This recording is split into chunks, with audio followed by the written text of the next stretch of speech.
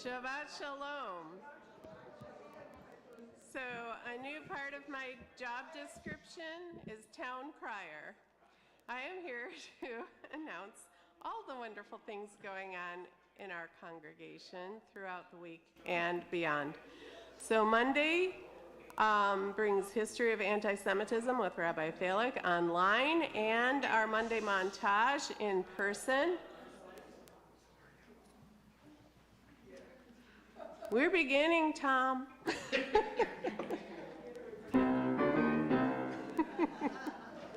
On the next Monday montage, Bruce Hillenberg is going to introduce Musar, which is a personal development method developed years ago by Jewish scholars. And it will be very interesting. I know he's put together a PowerPoint presentation, and we'd love to have a lot of you come and learn about this system of studying your character development. So on future Mondays, look for folk dancing game night Shidokan Shorin Ryu Karate demonstration by member and black belt Jessica Gardone Rose, who's going to bring members of her dojo and more. So watch the newsletter. Maj on Tuesdays, look for Canasta to begin sometime in March. Socrates Cafe online on Tuesdays. Yoga on Wednesdays and Fridays. Rabbi Falick is his ongoing class on Saturdays online. Next Daytimers Lunch Bunch is February 28th. And looking further ahead, we have a didgeridoo sound bath on March 24th. Curious about that? Ask me at the Oneg. Day of service is Sunday, April 14th. Congregational Seder is April 23rd. Spring fundraiser, May 18th. This is going to be a family-friendly affair. Looking way ahead, mark your calendars for a Klez Fest that's going to be here. That's klezmer music for 7 hours on Sunday, September 15th. Make sure to check the newsletter for the donation item of the week. Each week is a different item that has been identified as needed by one of the causes we support. This week was lip balm. Thank you. You left out Purim, which is going to be themed on movies and the Academy Awards, so that'll be fun. And also, we're going to have a very interesting and special Yom HaShoah, Holocaust Memorial Day experience this year, which will feature the music of the Holocaust, short memorial service, and then a short concert that Joseph and I are planning, mostly Joseph. So hopefully you'll be able to join us for that. Let's start with our first slide, Arthur, if you will. As our candles stand before us, waiting to be set alight, we take a moment to recall our ancestors. Like them, we seek on Shabbat to dispel the darkness and banish the cold, to bring glowing softness, warmth, and safety into our homes, our communities, and our lives. May our Shabbat lights inspire us to heal and not to harm, to help and not to hinder, to praise and not to curse. May the dancing flames of the candles kindle warmth within our hearts, wisdom in our minds, and passion in our lives. And it's my pleasure to invite my daughter, Ilana, and her boyfriend, Shalom, who will light Shabbat candles tonight for us.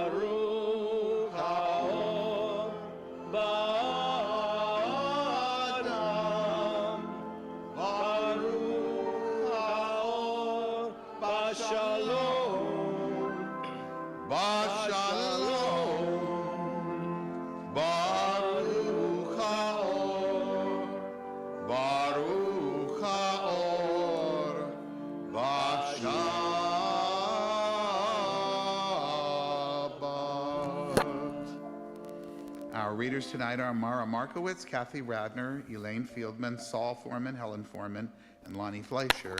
And we begin with Rabbi Miriam Jarris.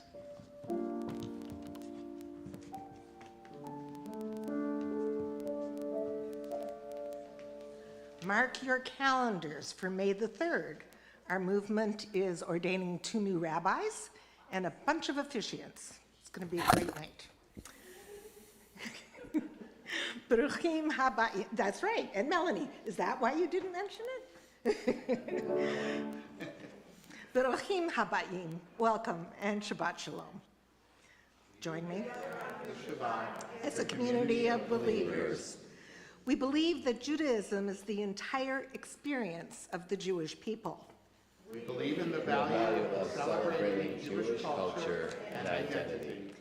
We believe that all those who choose to celebrate with us are part of our community. We believe that being together strengthens and enhances our humanistic Jewish experience. May this Shabbat be a time of peace and rejuvenation. This is a time of transition. We move from our everyday week to the experience of Shabbat. We turn from the concerns of the outside world and become quiet and peaceful. We, in this moment, in this time, create a community of humanistic Jewish believers. Let us pause and take note as we begin the journey of this Shabbat.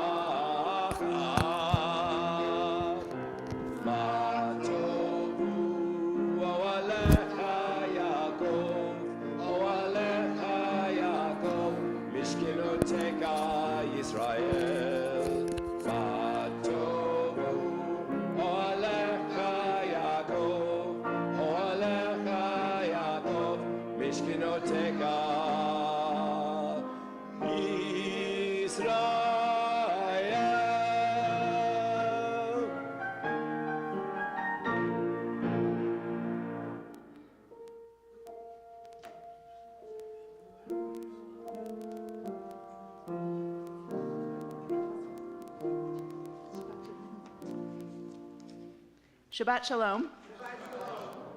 When we meet each other on Shabbat, we think of Shalom, peace. It's right there in the greeting. Shabbat has always been a symbol of peace. Our ancestors called it a taste of the world to come. The peace that they sought to create on Shabbat teased them with hopes that such calm might one day prevail throughout the world. Perhaps it was just a fantasy, but it gave them comfort nonetheless. Today we understand that if we desire such a world, it must come through our own work. Perhaps Shabbat can remind us of that. Shabbat Shalom, may we all enjoy a Sabbath of peace.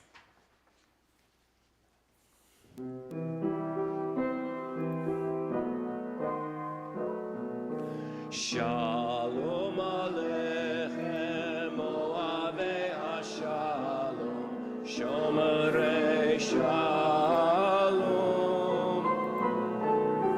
Shalom Aleichem, Rodefei HaShalom, Shalom Aleichem. Oachem l'Shalom, Ohavei HaShalom, Sechem l'Shalom. Miyom zeh leyamim habayim, Shalom Aleichem. Shalom Aleichem, Ohavei HaShalom, Shomerei Shalom.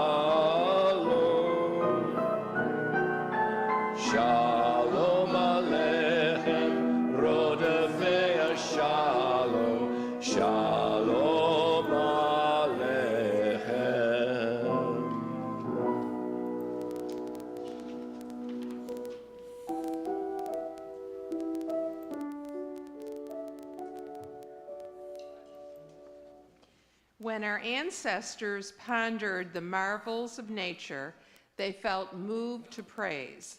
They would extol the gods to whom they ascribed responsibility for their creation. Even today, there are those who contend that this is the essence of spirituality. Humanists understand it differently. Our spirituality is naturalistic. We celebrate the human spirit. We rejoice in the drama of life on our planet. We stand in awe before the magnificence of the universe. We recognize that appreciating these things is part of what it means to be human. Denying these feelings would be rejecting our very humanity.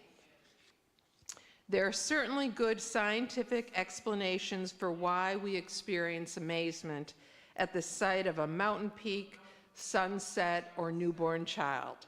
Yet knowing why we feel this way need not detract one bit from our sense of wonder.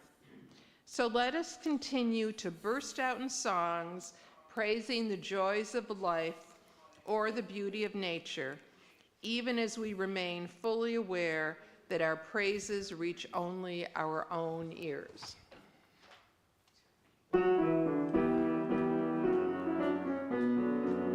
Lachuna ranana, lachuna ranana, lachuna ranana, la Shabbat. Lachuna ranana, lachuna ranana, lachuna ranana, la Shabbat.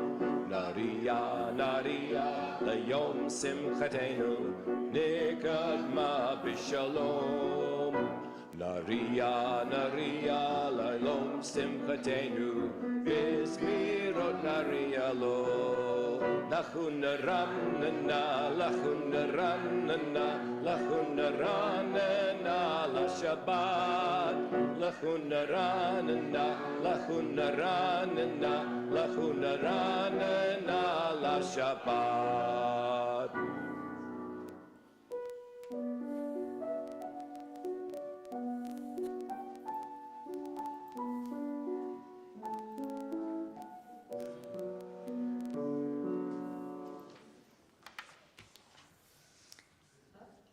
Shabbat Shalom, again. As one with our forebears, we affirm that righteousness and enlightenment shall be our torch. We shall teach these values diligently to our children all the days of our lives. Sounds to me like something in a Haggadah I read. We shall endeavor to live by these values in the comfort of our homes or on a cold and windswept roads. Whether adversity bows our heads or fulfillment makes our spirits soar, our hands shall mete out justice to all, and our eyes shall be open to the light of truth. We shall emblazon our paths through life with this light as a beacon for all humanity.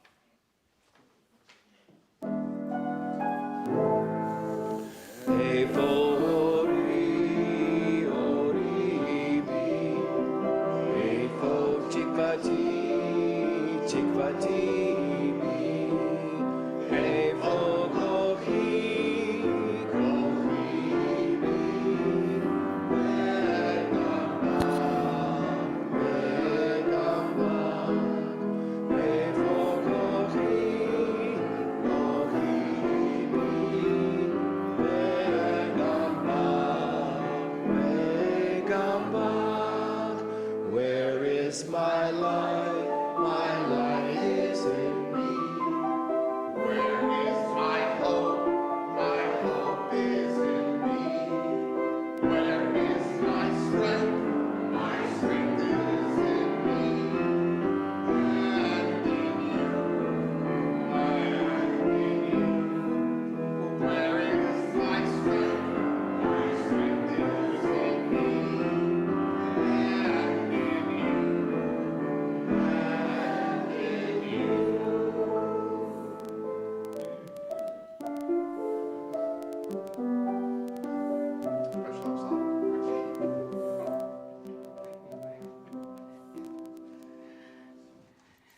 For generations, our people spoke of their tradition as perfect and everlasting. They extolled the Torah as a tree of life, filled with eternal truths to which we must hold fast in all times and ages. Experience has revealed a different story. There are scarcely any precepts or wisdom that endure forever. People change. Societies mature. Needs expand. Cultures adapt. This precludes any source of ultimate righteousness that is true and altogether just. Our messy reality demands us to acknowledge that righteousness and justice lie not in a book or in some mysterious realm beyond our reach.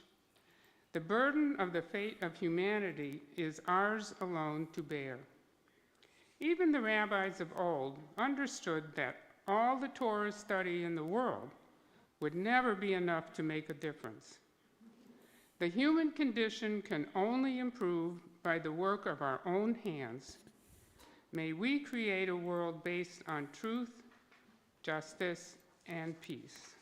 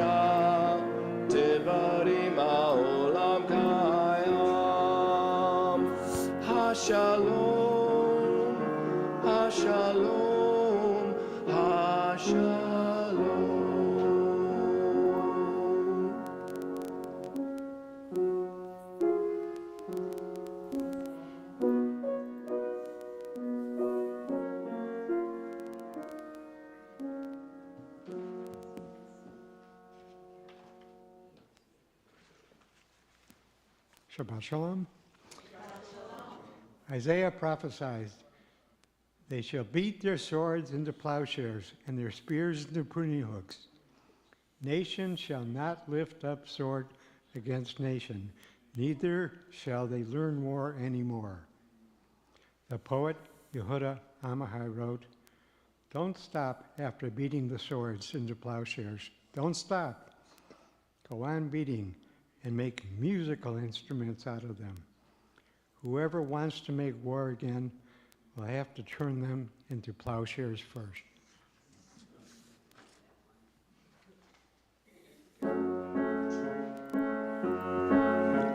Na'aseh shalom ba'olam, na'aseh shalom aleinu.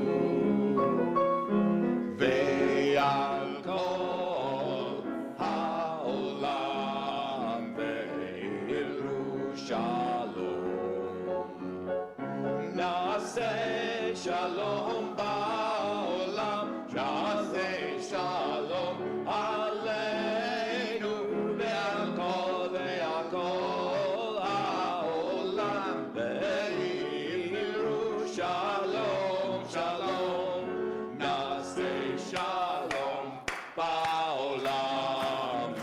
na'aseh shalom aleinu ve'al kol ha'olam ve'imiru shalom.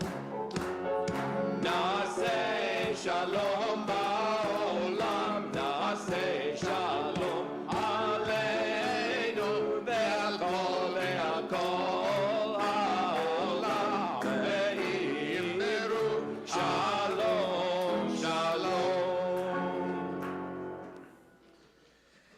In this community where we find strength and common purpose, we turn our minds and hearts toward all those who need our love and support, those who are ill, those who suffer pain of the body or spirit, those who are lonely, those who have been wronged. Tonight, we extend our well wishes to these members of our community and to their loved ones, to Nitzan Ben-Gal, Jim Walker, and Kate Ben-Ami, and to anyone whose name you'd like to share. We'll start on this side. Anybody over here? Melanie? Julie and Alex Sedding. Jerry? Inez Walker. Thank you. Jean? Barbara Douglas's mother. Judy? Deborah Byrne. Anybody we miss on this side? Yes. My brother and sister, Richard Joyrich and David Joyrich. And my brother, John. Yes. Ken Henrik, Jeff Green, Nancy Owens. Anybody else that we missed? Yes. Nathan Shivitz. Thank you. May all who suffer know that they are not alone. May they be healed quickly. May they experience a complete recovery, refuah shlema, the renewal of their bodies and the renewal of their spirits. Sorry. At darker times in Jewish history, there were moments such as this one during Jewish services when prayers were offered for those held hostage. To redeem captives was an essential mitzvah. Pidyon Shvuim, it's called. Sadly, we find ourselves once again in such a reality. In the spirit of our ancestors who lived through those terrible days, we voice these fervent hopes. May those taken captive find the courage to carry on. May those who love them not despair of their return. May they soon emerge from their confinement, whole in body and in spirit, to know once again the embrace of loved ones.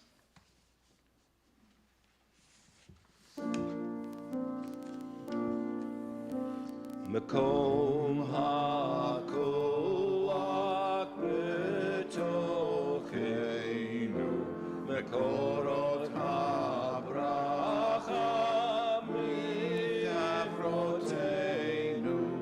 May the source of strength that dwells so deep within us help us find the courage to make our lives a blessing, and let us say Shalom. Mekom hakoach betocheinu,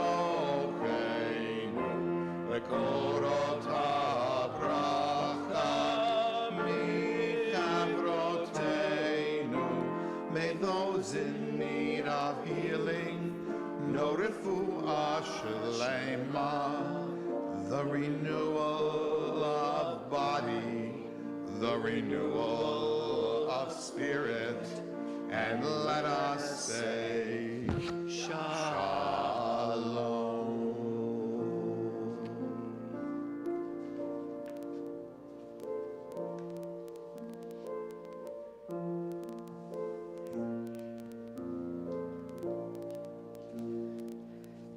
Shabbat Shalom. In memoriam, you can shed tears that they are gone, or you can smile because they've lived. You can close your eyes and pray that they will come back, or you can open your eyes and see all that they have left. Your heart can be empty because you can't see them, or you can be full of the love that you shared. You can turn your back on tomorrow and live yesterday, or you can be happy for tomorrow because of yesterday. You can remember them and only that they're gone, or you can cherish their memory and let it live on. You can cry and close your mind, be empty and turn your back, or you can do what they would want, smile, Open your eyes, love, and go on.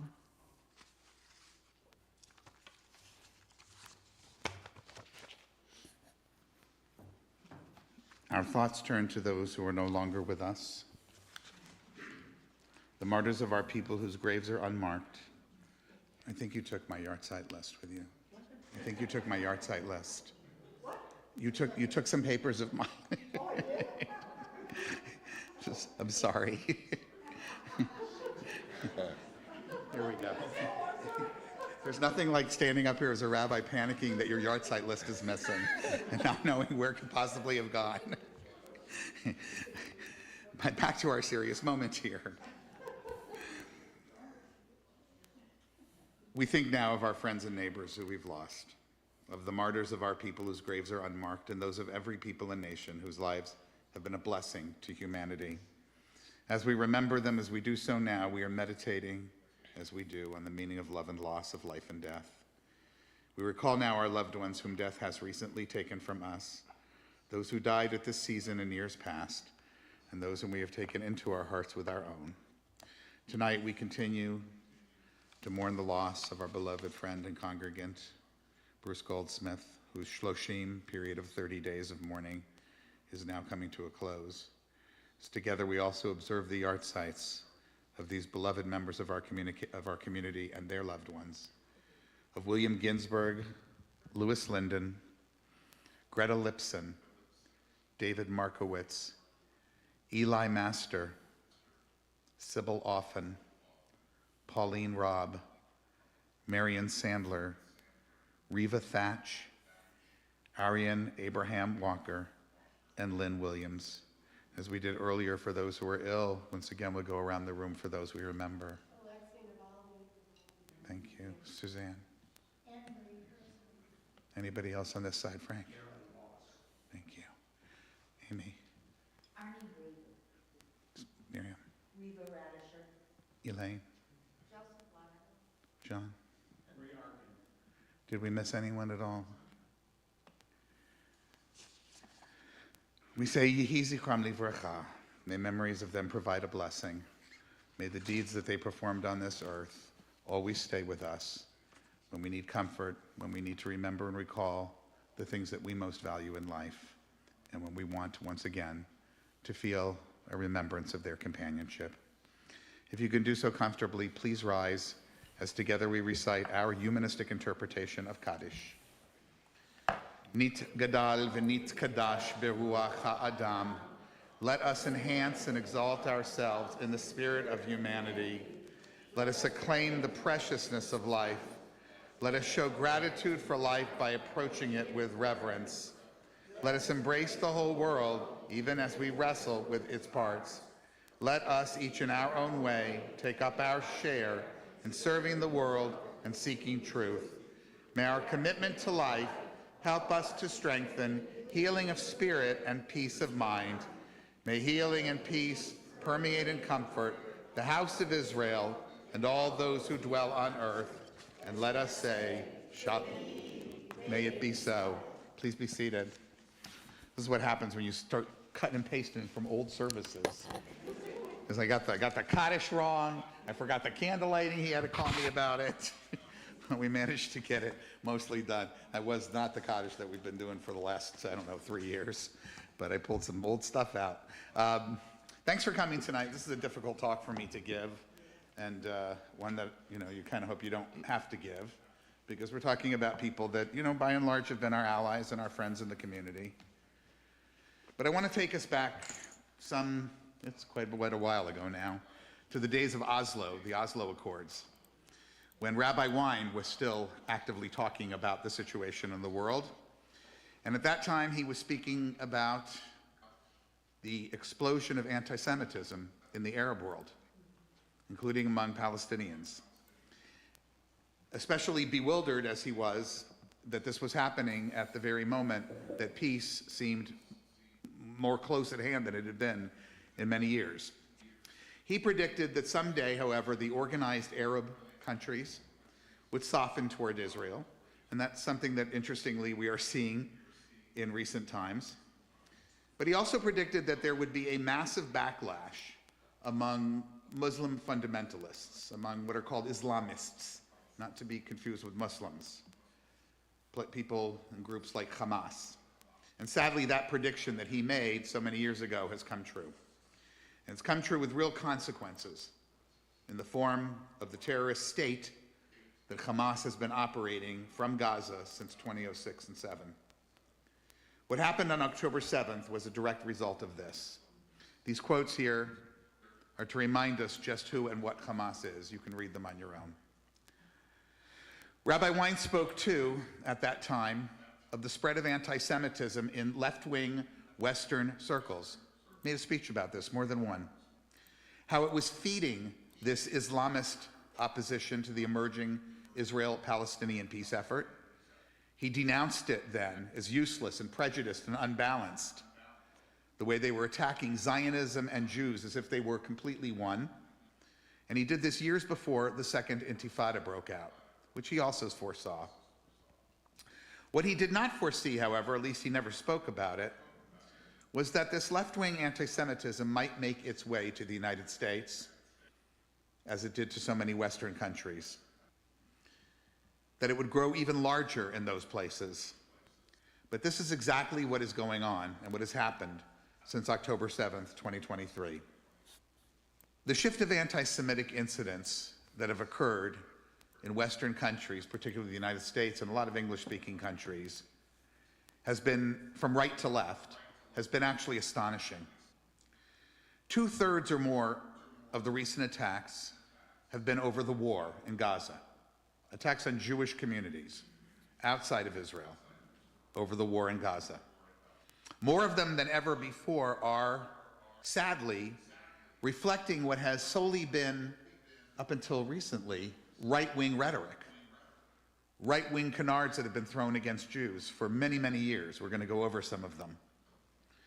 The global increase in anti-Semitic incidents has occurred since October 7th, since the Hamas massacre, indicating to us that what's happened subsequently has been the cause of it. There's been a significant spike in anti-Semitic incidents. I know you've seen it, you've read about it, it's been in all the major media, according to many sources, not one alone, according to local law enforcement, according to the FBI. Preliminary data indicate that incidents of harassment, of vandalism, of assault even, have increased in the United States by close to 390% over the same period as last year, the October 7th through current period. The UK has seen an even greater increase. It was always and has been for many years a place where anti-Semitism has bred. London police have recorded almost a 1,400% increase in anti-Semitic crimes compared with the same period a year earlier.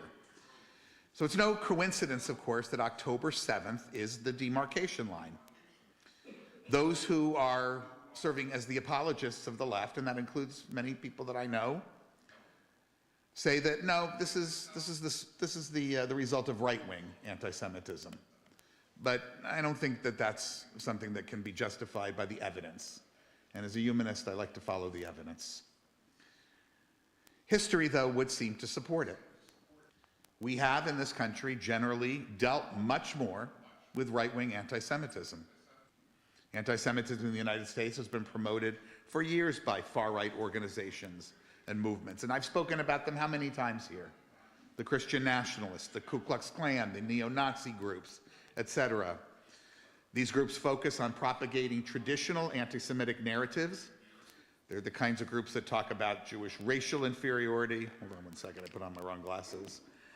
Their control over the financial sector, their role in global crises and global cabals. These are the ones who seek, as Rabbi Wein pointed out, to undermine American and Western civilization. But more recently, progressive and left-leaning movements that are critical of Israel's policies and have every right to be, especially with regard to the Palestinian populations in the territories occupied since 1967, have begun, unfortunately and sadly, to become linked to anti-Semitic tropes, memes, stereotypes. This is why, both before but more significantly after October 7th, we've seen this growth primarily taking place in politically progressive areas of our country. The New York area, the Northeast in general, urban centers in Florida and California, the Northwest, the Midwest, Chicago, a little less so here. They are the ones that are experiencing the majority of these anti-Semitic incidents. So I believe there's really no doubt that the rise is not just correlated, but caused by the escalation in the Israeli-Palestinian conflict. The outbreak of violence between Israel and Palestinians seems to inflame, in a way that it did not before, anti-Semitism in the US, and now it has adopted long-standing anti-Semitic tropes. Now, Israel's policies and anti-Semitism abroad and at home are connected. This is undeniable. The reason for this growing connection is that many people believe that Jews, American Jews, European Jews, unquestionably support Israel's government, with very few exceptions. The working assumption of what is appearing on the social media, some of which I'm going to share with you, is that if you're Jewish, you are blameworthy for what's happening half a world away. I can't tell you how many posts by some entertainer or writer or what have you who happens to be Jewish I see on Instagram. That's where I tend to hang out, but they repost things from Twitter and elsewhere. And underneath, whatever the announcement was, whatever the story is, it's Free Palestine, and then hurling out dozens of different kinds of epithets about Jews. Attacks are being directed at Jewish, not necessarily Zionist, but Jewish organizations. Later, I'm going to share with you some maps that were posted to social media that have been growing around social media that purport to show the Zionist world headquarters and the places where Zionists are plotting their takeover or running American foreign policy or what have you. These maps generally consist of markers indicating JCCs, day schools, synagogues, Jewish welfare agencies, federations, Hillels, basically the entire Jewish world. This is out there, and I found it. Well, my daughter shared it with me. That's how I found it. She happens to be here tonight. Now, listen, I think I have a good track record. This isn't my first talk to you all tonight. I've spoken about anti-Semitism on the right. I've spoken so much about anti-Semitism on the right that I have been castigated about it at times when I felt that that was really where our focus needed to be. And I don't think our eyes should be taken off of that one bit, and please don't misunderstand this. But when we see something that's harming our community, and we are a tiny little people, 15 million in the world, only we can protect ourselves. We talk in the A4ORE about our strength being in ourselves and each other. Sometimes each other is us. And when no one else is doing it, or when few others have taken it up, we need to be aware. First of all, let's talk about now, how do we classify what is anti-Semitic? Well, believe it or not, there's an entire academic study of what constitutes anti-Semitism, and I'm a person who engages in quite a bit of it, actually. You know, I'm teaching this course on anti-Semitism. You can access it, by the way, on YouTube. I have every lesson except the last one is posted there. We're going through systematically what the features are of anti-Semitism, when it started, how it's expressed itself. We're just getting into this in Christianity. Later we will visit how it's expressed itself in Islam and then throughout the world. There are some unique characteristics of it, and tropes and memes, as we would call them today, that resurface over and over and over again. And I'm going to share with you 10 of them. The first of these is the demonization of Jews. These are depictions of Jews, individually or collectively, said to be bearing cosmically malevolent characteristics. You see these in caricatures of Israeli and Jewish public figures when they are depicted as demons or devils. And keep in mind, when we talk about the criticism of the Israeli public officials, that the greatest criticism of Israeli public officials comes from Israelis. And yet you will not find these depictions of their leaders, whom in many cases they detest, in their protests. That's how you know it's anti-Semitic. If it's not something you would see the French do to Macron, or the Americans do to Trump, but everyone do to Israel or Jews, That's a pretty good litmus test that they're borrowing from these ancient tropes. In Christian theology, Jews are associated with devil-like or evil demonic features, the synagogue of Satan, that comes from the New Testament. Children of the devils, also from the New Testament. In the Middle Ages, for this reason, Jews were frequently described as the children of the devil and associated with these satanic attributes, and that includes arrogance, it includes deviousness, misuse of logic. The Talmud burned for that reason. The second of the 10 is deicide, the charge of deicide. This is something that most Jews of a certain age remember. I even remember being called a Christ killer. Jews have been condemned for rejecting the teachings of Jesus, despite the fact that they were in his company.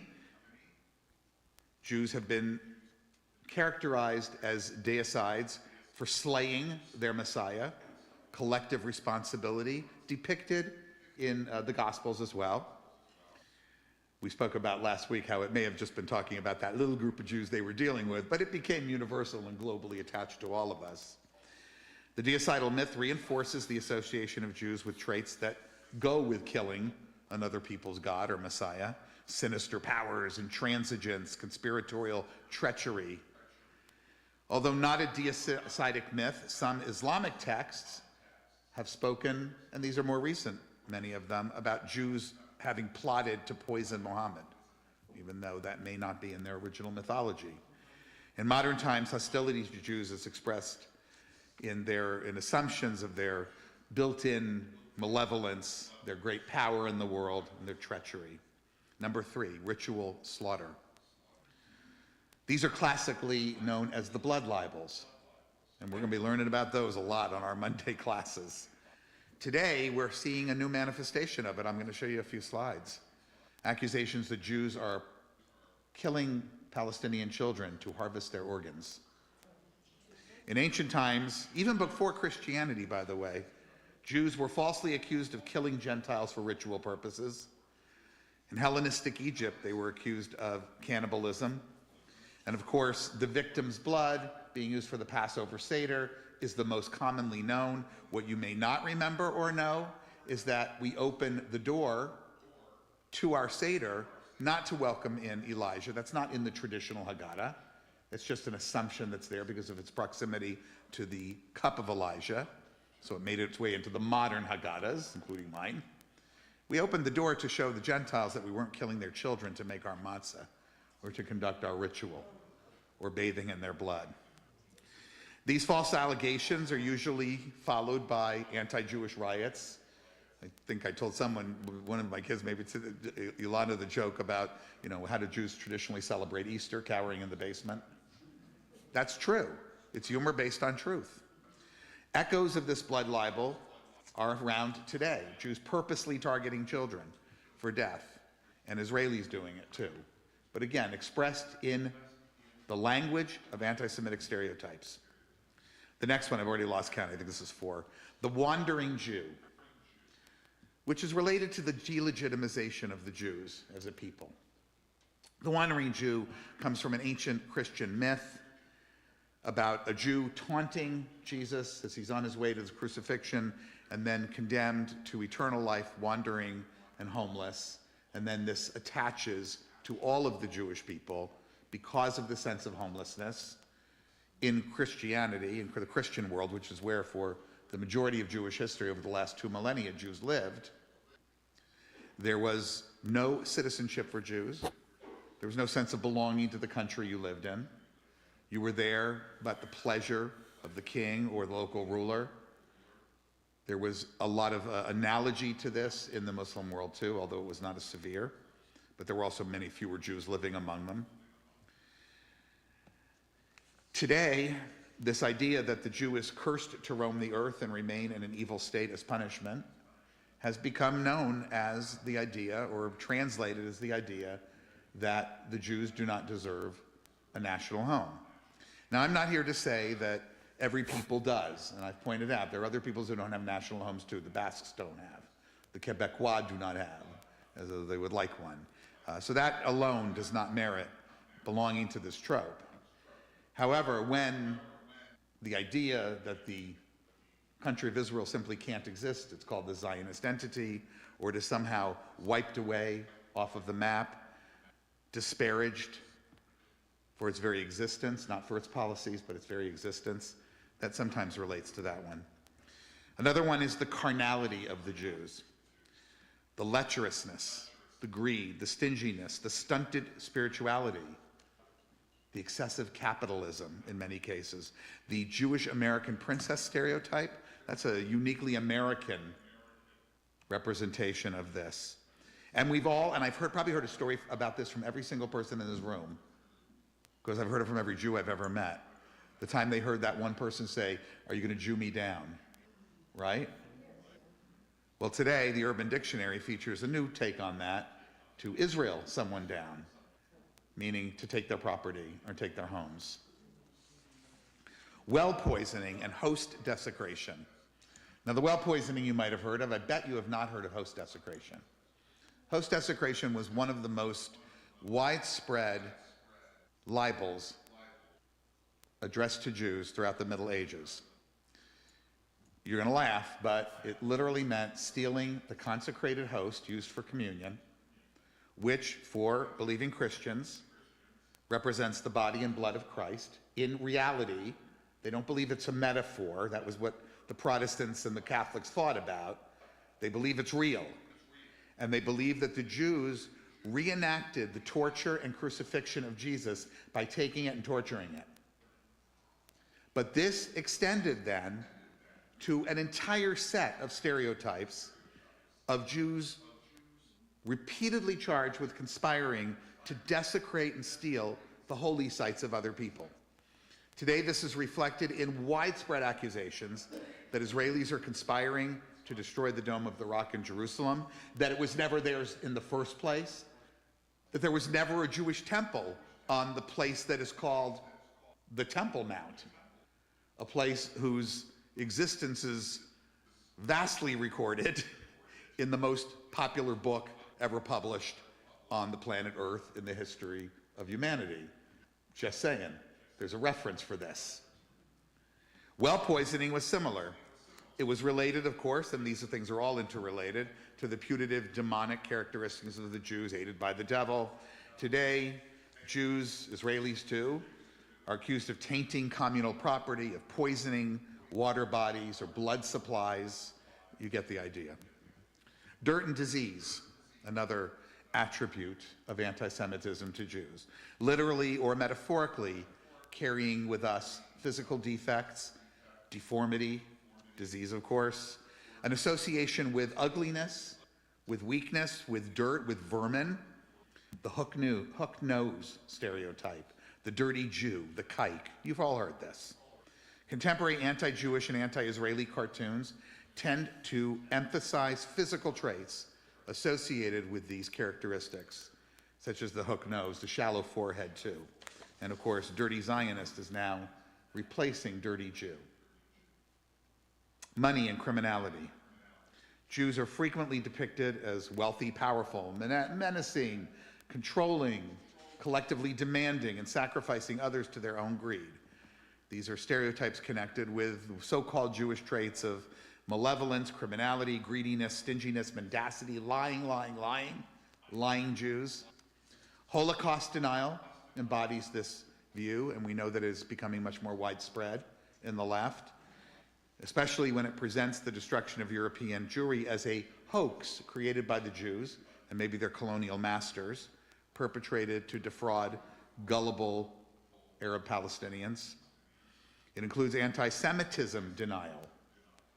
The idea that, no, there's no anti-Semitism, and the things you think you're seeing, who are you going to believe, me or your lying eyes?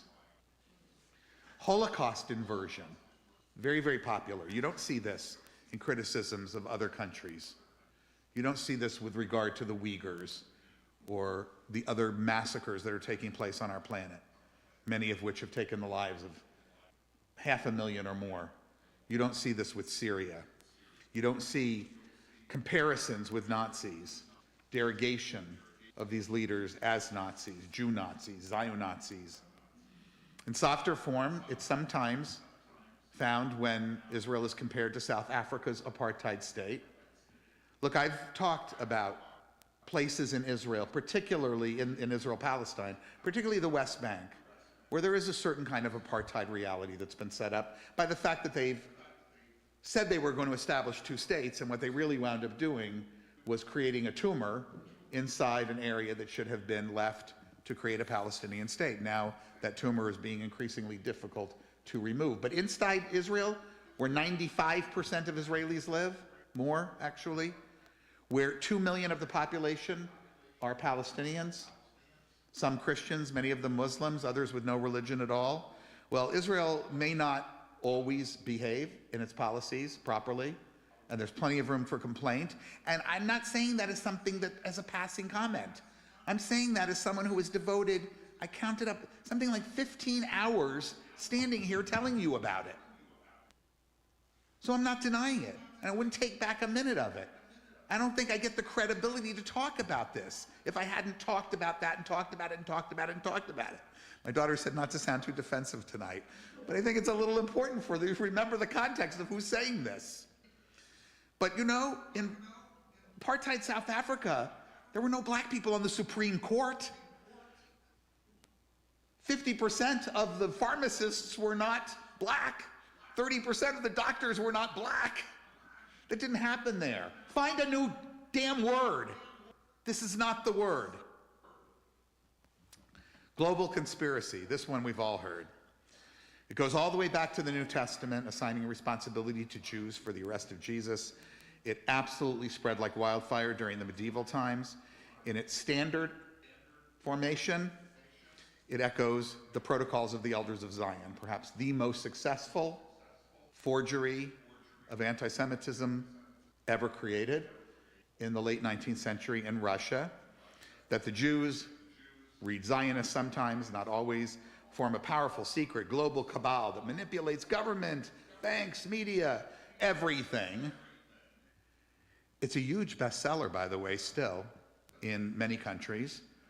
In some countries it's banned. I would not advocate banning it in the United States, but Germany, for instance, can and does. It's a huge bestseller in the Arab world. Heck, it's a bestseller in Japanese. I don't know if you knew that. There was a period of time when that was happening. This idea that Jewish people can start all the wars, that Jewish people are overrepresented in every sector.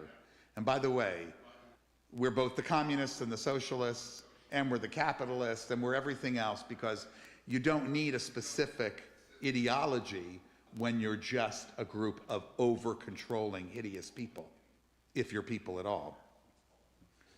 It's influenced countless ideas, and notably, Hamas's charter includes many of these things that come right out of the protocols. I don't care what they say in English. I've read what they say in Arabic. Bestiality, I'm not going to spend a lot of time on this one, but in our class, we're going to learn about the Judensau, which is even found in churches, which is the pig that Jews suckle from or even mate with. I'm going to put that one aside for now. Okay, so these are the pieces of information I think that any educated person needs to understand or interpret whether what they're seeing is anti-Semitic. But now, the real controversial question, because this is, of course, why everybody came. What about anti-Zionism? Is anti-Zionism, by its very nature, anti-Semitic? Well, the trajectory of the behavior that we're seeing in movements and protests that are there to reject Israeli policies purportedly, but wind up doing other things and employing these 10 different stereotypes, are suggesting to many people that the answer is yes. But nevertheless, the debate remains about how to parse between what I suppose you could call mere anti-Semitism and anti-Zionism and anti-Semitism. Mere meaning philosophical anti-Zionism or what have you. And honestly, I believe that it's becoming harder and harder to make those distinctions. And I'm going to tell you why. But before I do, assuming that you're not all reading my commentary every week, because I've written about this several times, I want to introduce you to two important documents that came to light beginning in 2016, when the International Holocaust Remembrance Alliance, it's a very respected organization, this isn't some fly-by-night organization, very respected organization, published something called the Working Definition on Anti-Semitism. How can people tell if something's anti-Semitic? It was meant to educate in much the way that I just did about what to look for. If you see those things and they're directed at Jews, et cetera, et cetera. Now, there were a number of passages that were relevant to Israel and Zionism. Some suggested too many passages. And these were things like accusing Jewish citizens of being more loyal to Israel or to the alleged priorities of Jews worldwide, to the interests of their own nations. Not strictly a left-wing thing, by the way. I think the most famous person alleging this in the United States is about to run for president, right? How many times did we hear him say that? Number two, denying the Jewish people their right to self-determination by claiming that the existence of State of Israel is a racist endeavor. Okay, that's in the thing. I'm not going to comment on it just yet. Applying double standards by requiring of Israel a behavior not expected or demanded by other nations, democratic nations. Using symbols and images associated with classic anti-Semitism. That, I think, is a pretty easy one. The claims of Jews killing Jesus, for instance, to characterize Israel or Israelis. Drawing comparisons of contemporary Israeli policy to that of the Nazis. We've seen how that's a very common anti-Semitic trope. And holding Jews collectively responsible for the actions of the State of Israel. So this statement, which is primarily not about Israel and Zionism, did devote 7 bullet points to that, some of which were disagreed upon by others. And so a large group of academics came together under the Van Leeuw Institute, not a Jewish agency, by the way, in Jerusalem, and they put together, these academics and thinkers, of equal stature, by the way, to those in the IHRA, a statement called, in 2020, the Jerusalem Declaration. You know, we didn't have a lot to do in 2020, so that's what they were working on.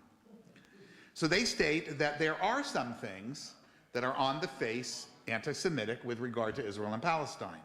And then they give similar and some overlapping ideas. And this was a much more left-wing document. It was a much more, it was a document that was much more created by progressive, noted people, academics and so forth, that tend to be associated with the left or progressive circles. So they too talked about applying the symbols, images, negative stereotypes of classical anti-Semitism, which I've just shared with you, to the State of Israel. They too spoke about collectively holding Jews responsible for being agents of Israel, if you will, for what happens in Israel, or requiring Jews, simply because they're Jews, to condemn Israel or Zionism, to assume that non-Israeli Jews, simply because they are Jews, are more loyal to Israel, that same one that Republican fella keeps saying, denying the right of Jews in the State of Israel to exist and flourish collectively and individually as Jews in accordance with the principle of equality. That was interesting. It's a left-wing, primarily progressive document, and it had that in it. But then it goes on to say, but there's a few things here that we don't believe are anti-Semitic when they're applied to Israel. Supporting the Palestinian demand for justice, the full grant of their political, national, civil, and human rights, as encapsulated in international law. And I don't think anybody here has an issue with that. I certainly don't. That should be number one. If people want to talk about it, I've talked about it. It's essential that it be said. Israel cannot continue policy-wise on the track that it's been going. Criticizing or opposing Zionism as a form of nationalism, arguing for a variety of constitutional arrangements for Jews and Palestinians in the area between the Jordan River and the Mediterranean. They go on to say it is not anti-Semitic to support arrangements that accord full equality to all inhabitants between the river and the sea, whether in 2 states, a binational state, a unitary state, my papers are stuck together, here we go, a democratic federal state or whatever form. Now, you know, we've had speakers here to talk about that. Somebody asked me if I would go into another one of these conversations. I'm not particularly in the mood for it right now, because I just, you know, I'm worn out like we all are. But I noted that I alone have brought this here 6 different times. And by the way, in my short 10 years here, that's more times than Sherwin did. He bravely brought some in, but it wasn't a focus for him, because it wasn't a focus for most of the Jewish world back then. Now, this river to the sea comment is one that gets a lot of attention. And it was what Representative Elise Stefanik who, by the way, is a defender of right-wing anti-Semites. Let's not forget that. This is what she was supposedly talking about when she questioned the presidents of MIT and Harvard and Penn at that now very famous, perhaps notorious, congressional hearing. The problem with her and her line of questioning was that it obscured the real issue. You know, she wanted to get her soundbite, but it didn't address what was really at stake. It was really requiring a statement.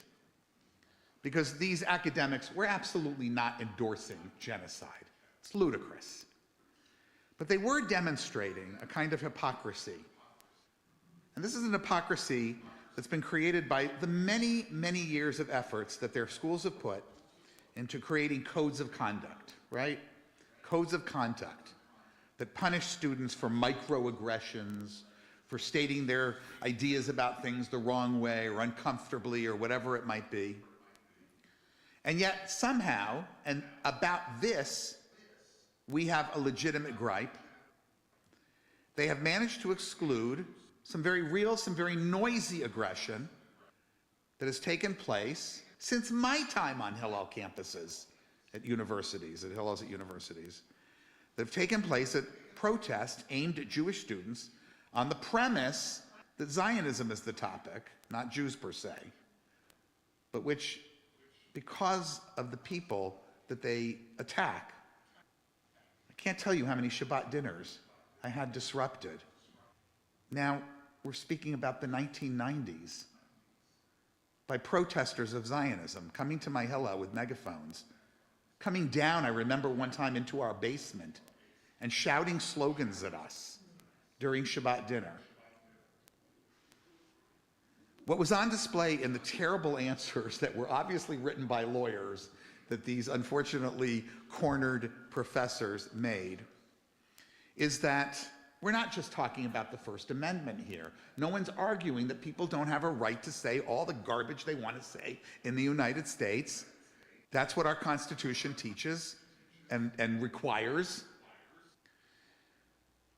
It was not their terrible answers in that respect about what's permitted or not permitted in that respect. We didn't think they were endorsing genocide or anti-Semitism.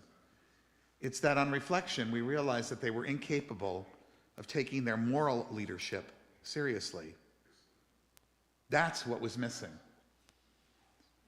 They didn't need to provide a defense of the First Amendment. You can condemn speech, and you can condemn speech for how it is presented without banning it. I'll tell you what, with regard to all kinds of issues, universities need to start thinking about that. Because the real legal or policy problems on universities is not what they're chanting. The real problem is the harassment of Jewish students at their Hillels, at their Chabads, of professors, of disruptions of Friday night services, of vandalism, and so forth. This is what they should have talked about. Continuing now with the Jerusalem Declaration. It also does not consider anti-Semitic evidence-based criticism of Israel as a state, including its institutions, its policies, practices, domestic and abroad, the conduct of Israel in the West Bank and Gaza, the role Israel plays in the region, et cetera, et cetera. And what I have to say to that is that there's no question that this is true when it is in proportion to the problems it's addressing. And I'm not going to say it, but maybe I should for that. When is it now, the fifth time tonight? I think I got a little too defensive, right? But the problem is when you lie about these things. I was in Israel for the disengagement. I watched Kerem Shalom, the international free trade station into which hundreds of millions of dollars were invested, go up on the crossing of the border among Israel, Egypt, and Palestinian Gaza, which was intended to be an experiment in Palestinian independence. To talk about it having been turned into an open-air prison as if the Israelis left and did that the next day is simply untrue. I'm sorry, it didn't happen. That's not a fact. And humanists care about facts. It happened after Hamas threw out the Palestinian Authority, which was amenable and ready to go forward with this for all their corruption, for all their problems. Hamas turned it into a launching pad for terrorism. And as it got worse and worse, both Egypt and Israel imposed these sanctions and these restrictions.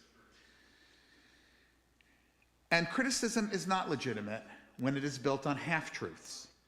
That Israel didn't really withdraw because it continued to control some things there. You know, it wasn't in, the airways weren't completely in the control of Gaza, the water supply, you know what? That was all part of the Oslo Accords.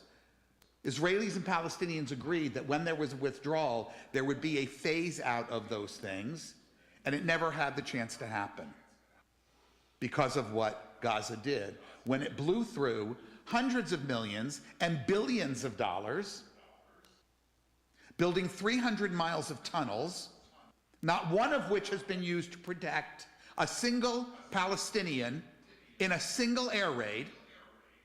Read the stories of Palestinians talking about being thrown out of those tunnels when they've sought protection, but that's another story. The weaponry that they created, I've personally been bombed 3 times, and the 16 ceasefires that they broke. Half-truths are not facts. That's what I want to say about that. The Jerusalem document also points out that it is not anti-Semitic when, in general, the same norms of debate that apply to other states and other conflicts over national self-determination apply in the case of Israel and Palestine. I would agree to that if that were the fact, if that were the case. Thus, even if contentious, they say, it is not anti-Semitic in and of itself to compare Israel with other historical cases, including settler colonialism or apartheid. Well, you've heard my short remarks about apartheid. I want to say that I don't think this is how the discourse is being conducted. I don't think this is how they are addressing these issues. Comparing Israel with other settler colonialist movements is highly, highly distortive of the facts of history. Jews are indigenous to Israel. We come from there. Our culture comes from there. There's a big book about it. I think I mentioned it earlier. You can find it anywhere. It's in the drawer next to your hotel bed. Jews were not sent there by any colonial power. The vast, vast majority of Jews who arrived there arrived as landless, homeless refugees. That's how they got there. They were not the colonizers of this region. The region was colonized by Islam first. There are religions and cultures there that were utterly wiped out with the rise of Islam. And then the European colonialists took it over. At the same time, they were also exploiting the Americas. Tiny little groups of Jews are not responsible for this. And so whatever the academic theory may be about settler colonial states, I'd like to propose that maybe the tiniest number of people in the world imaginable that occupy the largest amount of attention, maybe we should not be the group that's accused of everyone else's sin. European Jews are not the majority of Jews in that region. I have talked to people, Jews on the left, who don't understand this, who think they go there and every face they're going to see is going to look like Bubi in Poland. No, not at all. The majority of Jews who live there come from the Middle East and North Africa, from Islamic countries, period. The people who live there are from Islamic countries. That's the Israelis. There is a very strong stench, and I'm sorry I'm getting worked up here, of Jews being used as a scapegoat, and this relates us back to the anti-Semitic tropes, for the real colonialist abuses in our world, including those committed very really in the United States. As one critic put it, today our progressive friends need a scapegoat for imperialism, for colonialism, for white supremacy, for the indelible sins etched into Western history. Will they leave their own settler colonies? Will they stick out their own necks to be cut by the, quote, oppressed? No, they're going to outsource that to Jews. I am waiting for the first critic of Israel's settler colonist horrible history to write a letter to the tribe of Ojibwe offering their Michigan house back. Okay? When that starts to happen, then maybe they can have a conversation about it, but please don't put it on the Jews. A writer named Samuel Hyde put it this way: the Jew is deemed guilty of the sin to which both Westerners and Islamists are actually the most guilty for, colonialism. The Jew is then being offered up as the sacrificial lamb in their quest for salvation. And now the crucifixion has begun. I realize this is extremist language, but I respect this guy a lot. If redemption is to be had, it is not, they say, through a peace accord, but through a total capitulation of the Jewish state. It must cease to exist. For many Westerners, this is a newfound conclusion. Today we can conclude that the Islamists like Hamas, the transnational communist humanities graduates, this is tongue-in-cheek language, their post-nationalist progressive professors, and the ultra-nationalist neo-Nazis, well, they finally found something strong to agree on, to unite them all. And it's not the love for anything. This is what I've been talking about for years, too. It's called horseshoe theory. Do you know horseshoe theory? The idea that the more radical you get, the more you'll meet the radical right next to you, who's supposedly on the complete far side of what you believe. And that is just a human phenomenon in politics and philosophies. Finally, the Jerusalem Declaration declares that the following are not anti-Semitic: boycott, divestment, and sanctions. They say they're commonplace, nonviolent forms of political protest against states. In the Israeli case, they are not in and of themselves anti-Semitic. They say that political speech does not have to be measured, proportional, tempered, or reasonable to be protected, and they cite various countries' protections for it. They say that criticism that some may see as excessive or contentious, or as reflecting a double standard, is not in and of itself anti-Semitic. In general, the line between anti-Semitic and non-anti-Semitic speech is different, they say, from the line between unreasonable and reasonable speech. And those are, I think, reasonable comments, except, once again, they don't seem to match a certain reality. They don't answer the question, for instance, of why it is that the multi-religious, multi-ethnic Israeli progressive group, I'll just pull one out of the hat, standing together, Omdim B'Yachad, why they're being boycotted. It doesn't explain why left-wing academics in Israel, who are one of the best sources for allyship in opposing the horrifically stupid and absolutely unproductive policies of Netanyahu and his clowns, why they're being boycotted. Or why Starbucks is being boycotted when there was for 10 minutes there was a Starbucks in Israel, and it went under, and there was never a Starbucks there again. No, they're being boycotted because their CEO was seen as insufficiently anti-Zionist. Somebody talked to me earlier this week, but I've heard it before, that when a business is seen as supporting the IDF or having a fundraiser for Israel, it's a legitimate American business for targeting. I'm sorry, I don't like that word. What do we mean by targeting? Boycotting? Fine, boycott. It's a free country. Boycott anything you don't want. There's a lot of things I don't eat, a lot of things I don't buy. But going to the window of an Israeli-style food restaurant, by the way, that food is indigenous to those Jews who came from North Africa and the Middle East. They were eating falafel too. That when they go to the storefront there with a mob, break the window of the store and spend 30 full minutes outside with a megaphone yelling, "Goldie, Goldie, you can't hide, we charge you with genocide." Over and over and over and over in a megaphone that sounds like this. That is not legitimate boycott. That's not what a peaceful boycotter does. One longtime Jewish peace activist devoted his entire life to opposing what we oppose in Israel. The excesses, the crimes against human rights of Netanyahu and worse, Ben-Gvir and Smotrich and these other clowns. He writes that the pro-Palestine bar of acceptance for Jews, due to this anti-Semitism that he perceives when he's there, is not based on shared values of peace, equality, and human rights. That's not what they seem to be asking for, he says. It's based on one simple question. He hears this when he shows up. Are you willing to separate yourself not just from Israelis, but from the Jewish people at large? And the Jewish people at large overwhelmingly sympathize with the idea that Jews get to have a place. Not with the policies, the idea that Jews get to have a place.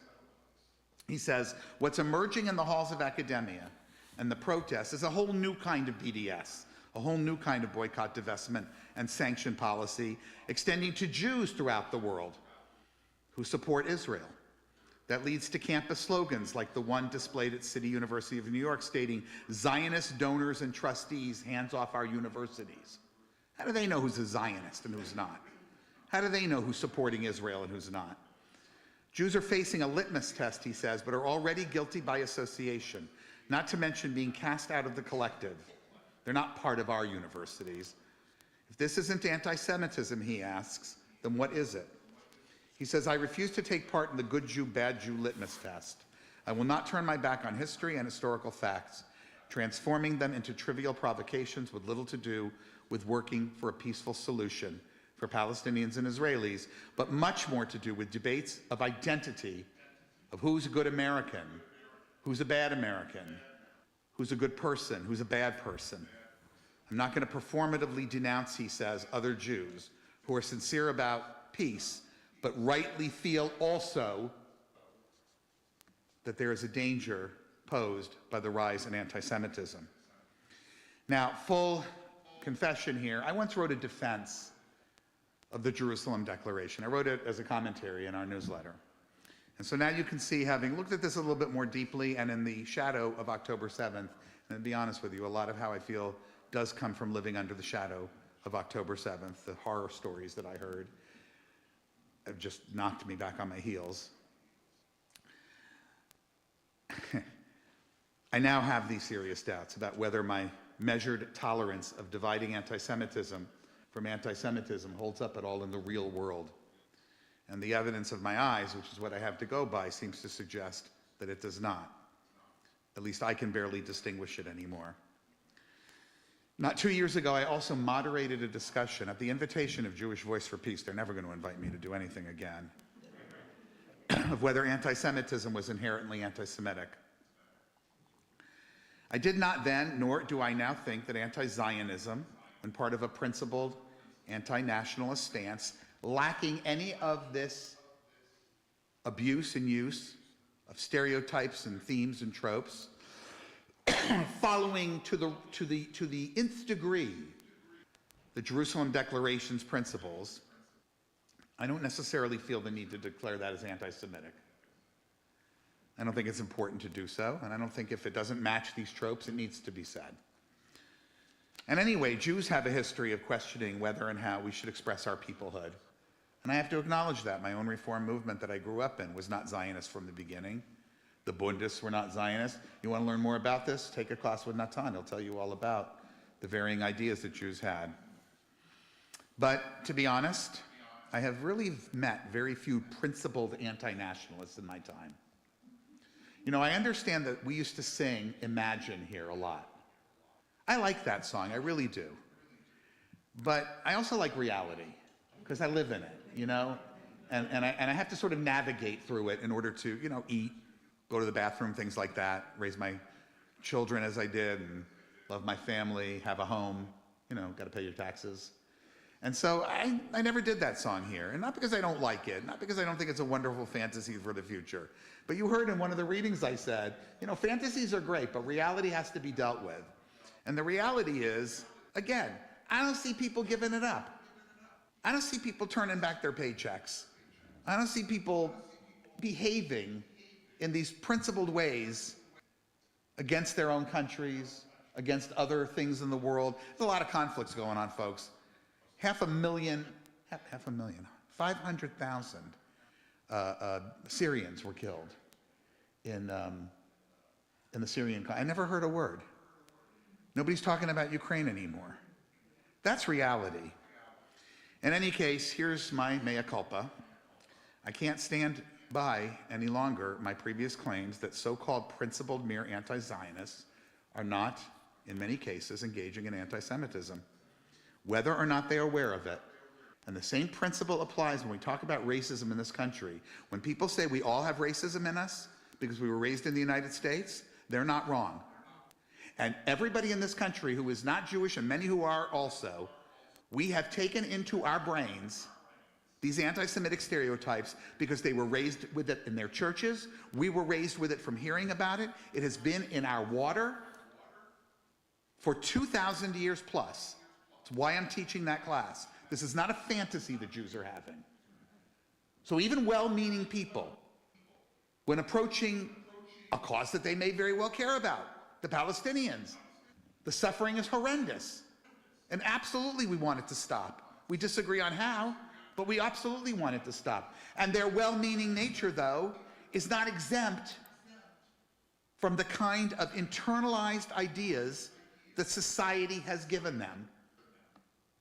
All of us about race in this country. Everyone practically on the planet about Jews. The fact that Zionists are being demonized using the same exact historical language of anti-Semitism that I've reviewed is proof of this.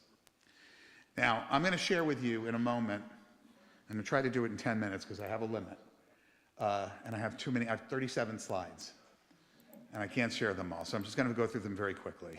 And you're just going to have to absorb the images, and just later, if you want to see them in more detail, you can. 37 slides with close to 75 examples, and I just took a little bit here and there. But I want to end this part of my talk by telling you this. We had this discussion in our anti-Semitism class about whether at the beginning, I mentioned this, early Christianity was anti-Judaism or was anti-Jew. Was it anti-Semitic or was it anti-religion?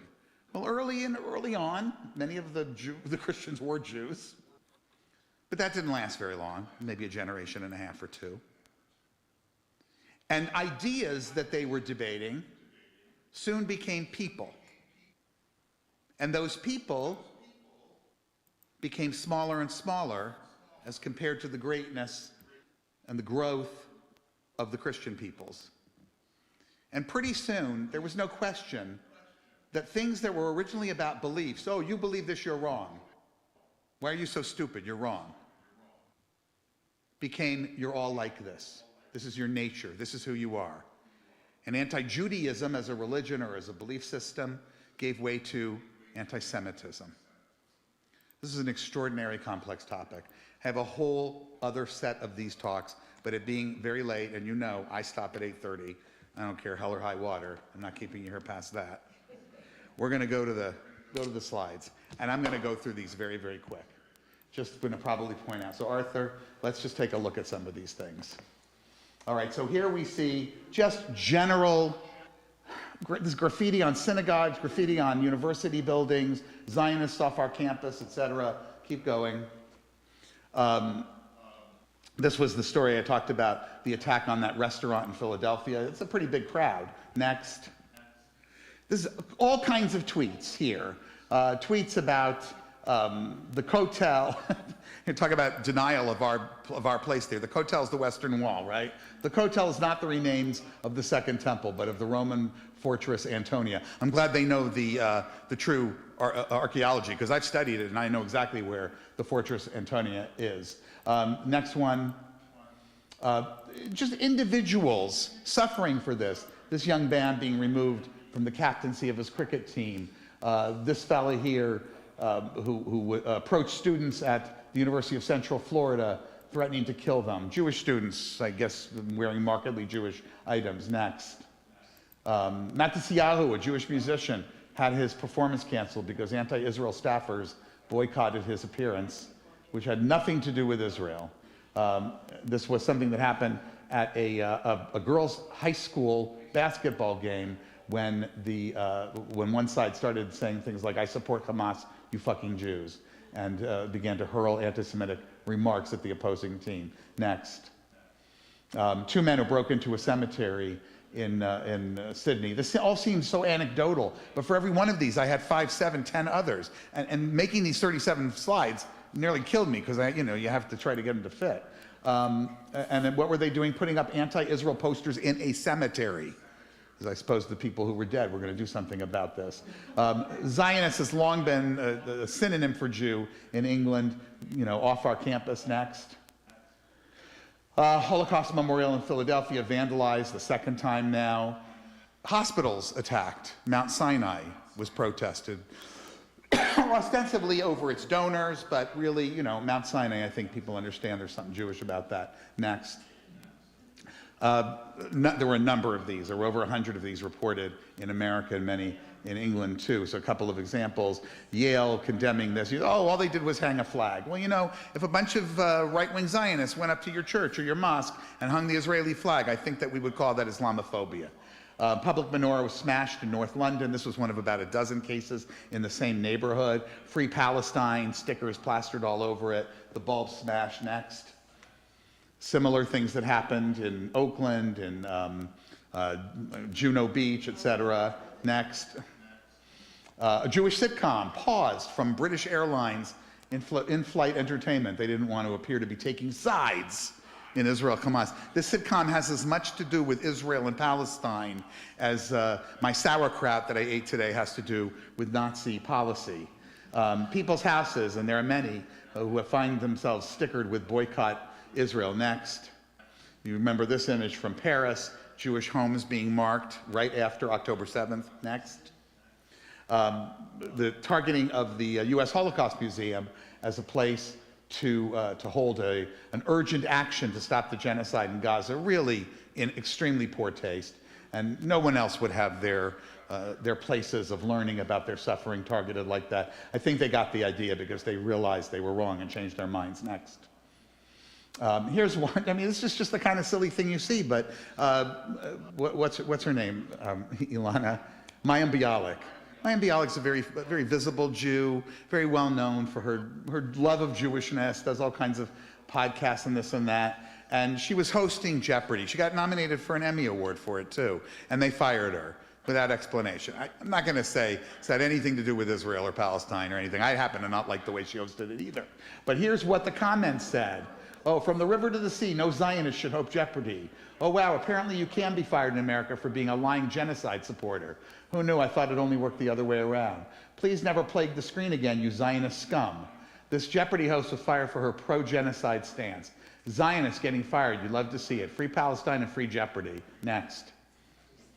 In Australia, a campaign led to dox, that means to give away the real names, and places of residence of folks you want targeted by others online. 600 Jews were targeted this way, including people who had no idea why. They were just Jews. A 5-year-old boy was among them. Next. This goes on with that, about the makings of the lists in Australia, using now the white supremacist pejorative Zio, which they always use to mean Jew. They never mean it any other way in the right-wing circles, and now we see left-wing circles using this too. One Jewish couple receiving a photograph of their 5-year-old son from an activist with a message that says, I know where you live. Next. Various attacks on Jews. I don't have time to go through them because of the lateness of the hour. Next. Somebody posts, you have to look at the second one on the right. I wish there was a slur I could use for Zionists. And maybe pointing out the one above him. Just call me a K star K-E, kike, and be done with it. The guy had apparently never heard of it. He said, K star K-E, what's the censored letter? I want to say it with my chest. To which she said, I bet you do. Next. 67% of respondents ages 18 to 24 in a Harvard-Harris poll, it's not a slouchy little poll, agree that Jews as a class are oppressors and should be treated as oppressors. Next. This is the kind of thing you see with the conspiracy. The United States is under Zionist occupation. That was a tweet that had this picture. Wake up, our media, TV, etc. And you see the Palestinian flags. Again, it used to be we only saw this in right-wing circles. Next. The inversion of Nazis, this one very disturbing at the top. Somebody posting this, and it was retweeted hundreds of thousands of times, hundreds of thousands of times. Realizing how many American doctors and nurses are Zionists and genuinely terrified for Palestinian, Arab, Muslim, South Asian, and black patients, even more than usual, and it's bad. So if that's not anti-Semitism, I don't know it. I've never seen it before then. Next. These are examples of maps and charts. This one, it's hard to tell here. It's the northeastern and midwestern United States is what it is, going down to Rhode Island. It's mostly New England. These are Jewish agencies and places I mentioned in my talk. These are JCCs, synagogues, all the places where Jews hang out. And this is a map of the Zionist-occupied United States. Next. They ran one too, globalized the Intifada.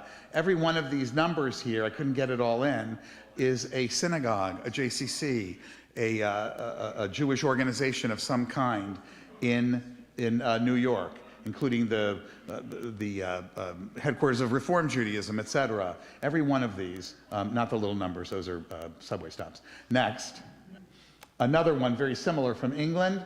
This is a mapping out, like a family tree of deceit, of all Jewish things, Jewish Leadership Council, this, that, and the other. Not necessarily Zionists, some are, some aren't. Next. This is again, the use of Holocaust and Nazi inversion. On the left, though, the vermin Jew, and what we're seeing on campus, the skunk on campus. Now, it's an Israeli flag, so you could say it's anti-Zionist, but I think we know where they're pulling this from because they're using the anti-Semitic tropes, the dirt, the vermin, etc. Next. Synagogue of Satan, stop supporting the killing of children, etc. Next. That's right out of the New Testament, by the way. Not exempt from this, by the way, is the Jewish Voice for Peace. The Jewish Voice for Peace is under attack as a sinister extension of the Zionist regime. Why? Because they're not calling for the elimination of all the Jews in Palestine. The purity test has moved. The purity test for Jews means now that you have to agree that the colonizers must all depart. And if you don't agree with that, you are a normalizer. And these articles, and I found a number of them, talking about perhaps it's time to take a deeper look into JVP's loyalties, dual loyalty. So, these are the Jews that are trying the hardest, right, to speak out for Palestine. They're not exempt. This is not about Palestine. This is about Jews. Next. This is more of that. We don't have time to go through it. One more. This is more of the same. Go through it. Next. Sadly, it was a JVP post here, Israeli soldiers drinking the blood of Arabs. I'm sorry, I can't abide by that. This is about a woman questioning whether there could have ever been Jews up there. Now, you can think what you want about Netanyahu, and I don't think much, let me tell you. Yoav Golan, Benny Gantz, etc. But this issue at the bottom, none of them has a single Semite blood in their body. By the way, anti-Semitism, they didn't need to go into this, but we studied it in class. Anti-Semitism, the word Semitism was used here as the racialization of the Jewish people created by an anti-Jewish nut job named Wilhelm Marr to make it more respectable. There's no such thing as a Semitic person. Semitic is a language group. And the only time a race has been called Semitic, it's the Jew, not the Arab, the Jew. The word was made up just for us. And one of the saddest things is that the word that was made up by an anti-Semite to describe us, a hatred of us, is being used by us to say there's no such thing as this thing that describes us. Next. Oh, the vampire blood thing was there too. Here, more erasure. They love to talk about Jesus being a Palestinian. Jesus was not a Palestinian. Jesus was a Jew. He lived in Judea. He was a Jew from Judea. You see how the words work? And the Jews who killed him didn't arrive for the first time in 1949 or 48 because apparently they were there to kill him. The logic doesn't even work. One more. Keep going. Here, this is the one I want to end with, these couple of these. Here's a woman, I don't know who she is, but she's holding up a sign. The only place you're indigenous to is Jehannam. Jehannam is the word for Gehenna, or Gehenna. She happens to be right. Now what she's saying is the only place you're indigenous to is hell, and she's talking to Jews, by the way, is hell, but she doesn't realize, because she's just that ignorant, that she's correct. Because the word Gehenna comes from a place in Jerusalem called Gehinom, which is mentioned in the Bible as a place where pagans would do terrible things. And that's how it became associated later in Aramaic and Yiddish with hell. So she is both an anti-Semitic bleep, and she is ridiculously ignorant about the very word that she's using to express her anti-Semitism. But here's one at the bottom here from someone. He's replying to this Jordan Tilchin person talking about the demonization of the Jews. And he says, demonized Jews? Interesting. I could have sworn you all were just, and he's got 5 little pictures of rats there. And if that's not taken right out of Nazi Germany, I don't know what is. But demons is interesting too. All right, I don't have time to go through the rest. I think I only got through half through. So keep going. I'll leave you with one. This is the thing, this is the only one I found funny, because it was run by a Jew. Elaine sent this to me. Did you see the religious Super Bowl ads? Christianity, join us. Scientology, join us. Judaism, leave us alone. Okay, the next one we're going to sing about peace. Go ahead, Joseph. Shabbat shalom, everybody. Yeah, it's all about peace. Oh my God, well, I'm happy to be here. I don't know about you, even. Bad news. You know, I have some good news, actually. On Sunday, I'm turning the big 7.0 rather.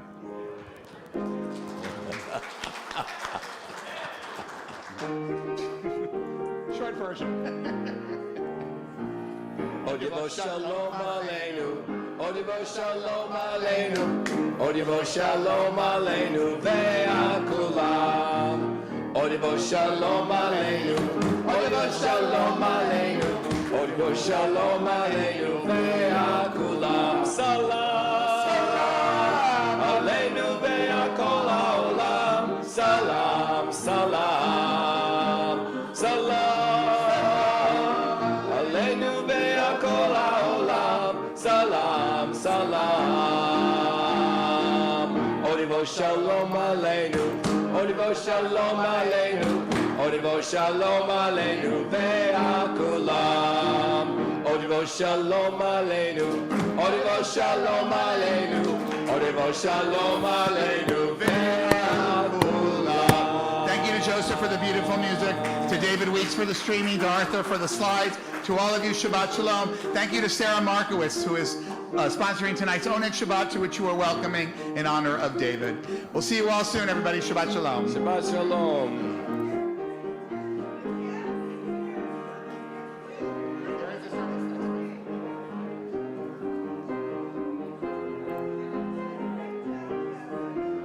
Shabbat shalom, Shabbat, Shabbat, Shabbat, Shabbat shalom, Shabbat shalom, Shabbat shalom, Shabbat, Shabbat, Shabbat, Shabbat shalom, Shabbat, Shabbat.